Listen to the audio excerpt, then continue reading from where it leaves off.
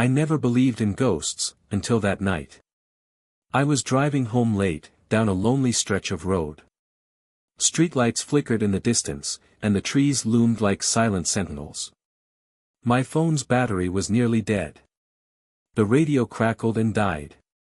I passed an old, abandoned house I'd driven by many times before, derelict, boarded windows, overgrown yard.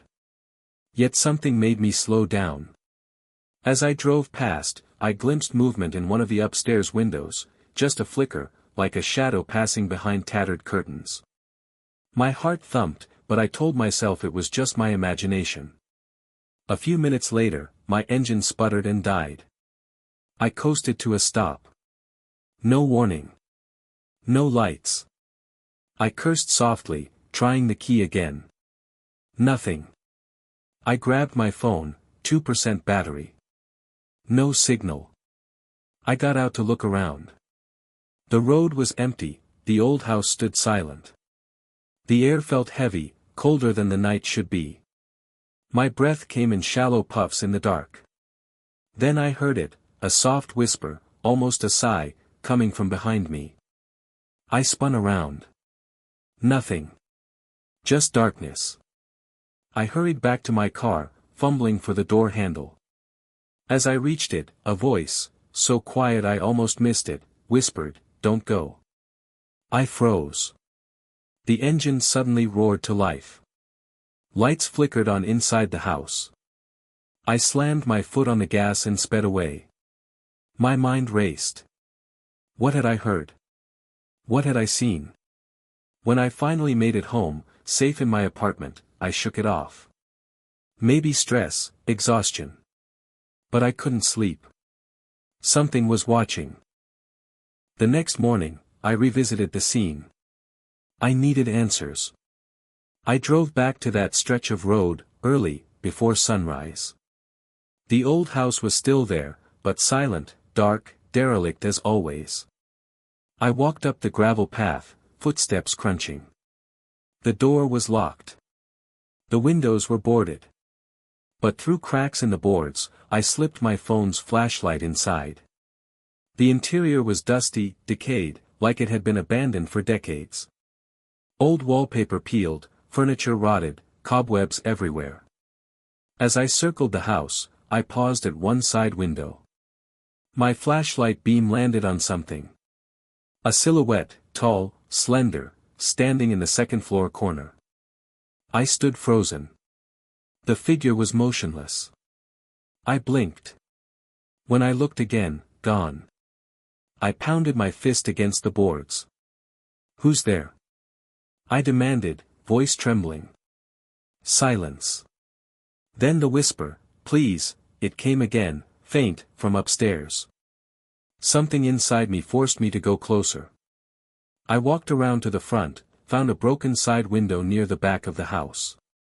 The glass was shattered, the frame was low enough to step through. Heart pounding, I climbed in. I landed awkwardly in the foyer. The air was stale, thick with dust. Every step kicked particles floating in my flashlight's beam. I moved toward the staircase. Halfway up, the whisper came again, clearer, "Help me." I froze. The hairs on my neck stood. I wanted to run, but my legs felt like lead. Then, from a room to the left, I heard a soft crying, a child's sob. I swallowed. I couldn't tell if I was losing my mind. I edged into the room. It was small, childlike. Old toys, dusty dresser, peeling wallpaper depicting animals. The source of the sobbing, I looked into a corner. A girl, maybe 6 or 7, sat curled on the floor, rocking. Her dress was old-fashioned, torn, dusty. Her hair matted. She stared at me with hollow eyes.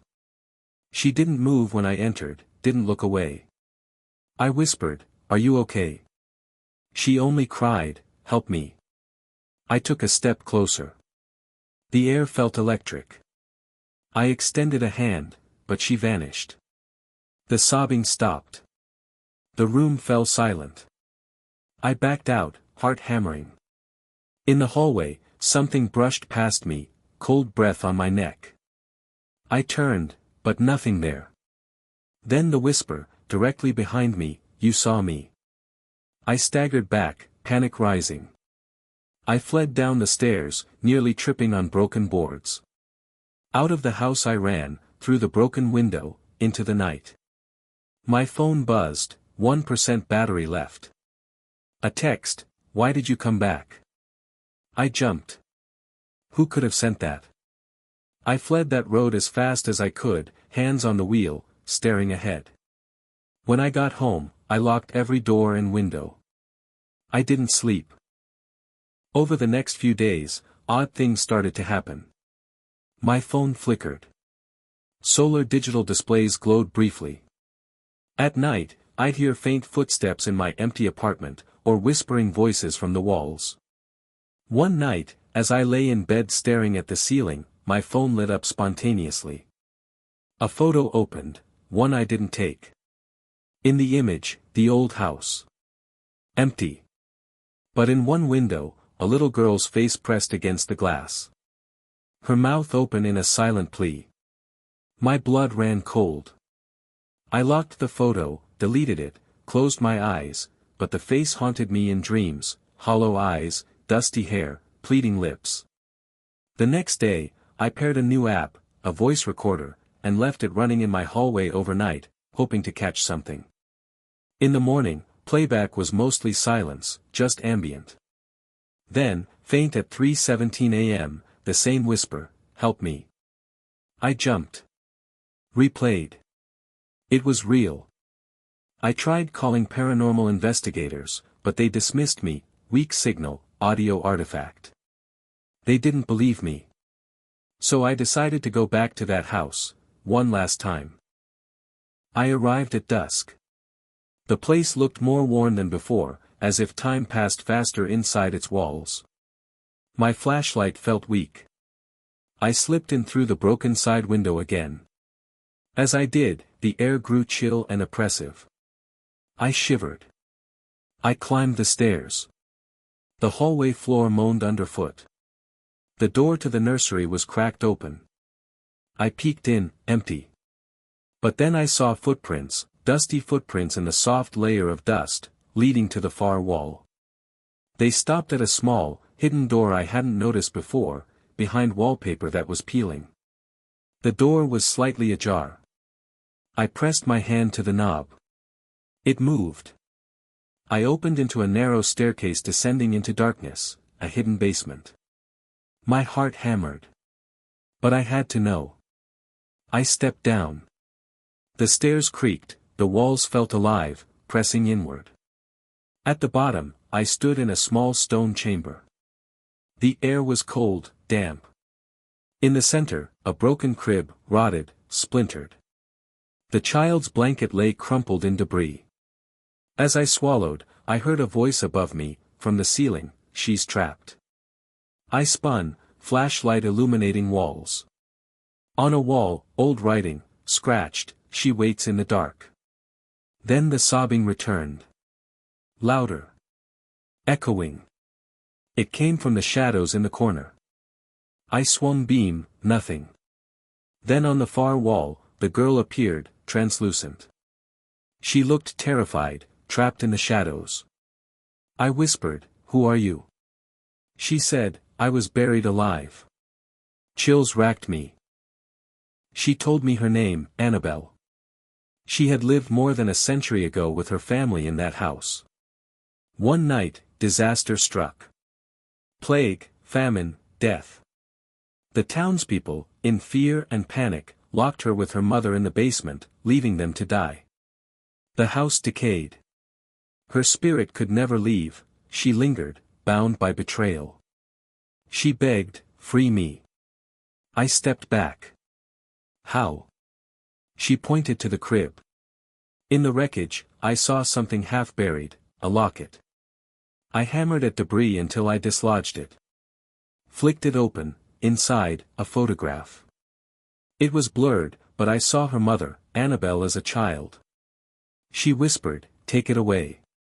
I held it in my hand. The room trembled. Wind gusted from nowhere. Shadows danced. The cribs would cracked. The ghost flickered. I rushed up the stairs, locket in hand. The basement door slammed shut behind me. I pounded, desperate. The walls shook. Finally, it burst open. I climbed out, breathing hard, and made for the car. At home, I placed the locket on my kitchen table. I thought releasing it from that place would free her. I sat, exhausted. Hours passed. The room grew cold. The lights flickered. Then the whisper, "Thank you," but relief was short. The next morning, I woke to find the locket open, lying on the floor, blank inside, no photo. I panicked. Then my phone snapped a picture. In the image, the ghost girl stood in my doorway. I deleted it. Tried to rationalize. Then the knock, soft, at my front door, though I lived alone. I crept to the peephole, no one there. The whisper, "Let me in." I backed away. My phone buzzed, a call from an unknown number. I answered. On the line, static, then a child's whisper, "Please," I hung up. Over the next nights, the hauntings intensified. Objects moved. Doors creaked open. Cold spots appeared. At midnight, the whispering chorus, "Help me." I recorded nightly. Each time, the voice closer. I felt watched, felt her presence in every shadow. I couldn't stay. I packed a bag, decided to leave the city for a few days. I locked up and went. On the drive, I glanced in my rearview mirror. In the back seat, a pale face, tinted, Annabelle staring. My breath froze. I looked away, gone. I pulled over. My phone died.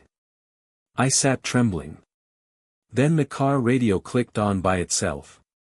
A child's giggle, then a whisper, "Go back." I slammed the car into reverse and sped away. I returned to the house at dawn, determined to face this. The locket was my link, I needed to sever it fully. I entered, flashlight in hand. The house felt alive with presence. I climbed to the nursery. The hidden door to the basement was visible. I descended. In the stone chamber, the crib lay silent. I placed the locket in the crib. I whispered, "Rest now." The ghost appeared, forming fully. She looked at me with sad eyes. Then flames of dust swirled, a wind roared. Shadows recoiled. The walls groaned. She reached for me, then pulled back. She whispered, "Thank you." Then she disappeared. I held my breath. Silence. I fled up and outside. When I turned back, the house stood plain, no windows glowing, no lights, no shadows. Just silence in the morning light. I left that place forever. I never returned. The locket I buried in the woods near a creek, hoping that would be enough. Over time, the hauntings stopped. The whispers, footsteps, voices, they vanished. I slept again, freely. Yet sometimes, in late hours, when the wind gusts and shadows shift, I swear I hear a soft voice, "Thank you." And sometimes, I glimpse a pale little girl in my memory, Annabelle, still waiting. So if you ever drive past an old, abandoned house, and see a flicker in the window, don't stop. Don't get out. Don't let curiosity bring you closer. Because some spirits can't rest. The end, or perhaps, just the beginning.